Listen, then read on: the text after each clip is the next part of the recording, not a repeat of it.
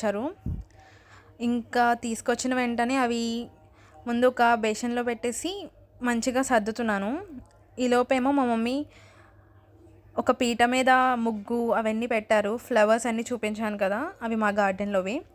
తర్వాత ఇలా ఫ్రూట్స్కి అయితే ఇట్లా థ్రెడ్స్ కట్టాను. ఇందులో మనకి ఆత్రం అక్క మా మమ్మీ ఏం చేస్తుందా అని చెప్పి చూస్తే ఈలో పాలతల్ని రెడీ చేస్తుంది. మీన్వైల్ నేను కూడా దేవుడికి కావాల్సినవి అన్నీ సమకూర్చుకుని దేవుణ్ణి మాకు తగినట్టుగా అయితే రెడీ చేసుకున్నాము. మా దగ్గర ఉన్న ఫ్రూట్స్తో ఫ్లవర్స్తో మాకు తగినట్టుగా అయితే రెడీ చేసుకున్నాము.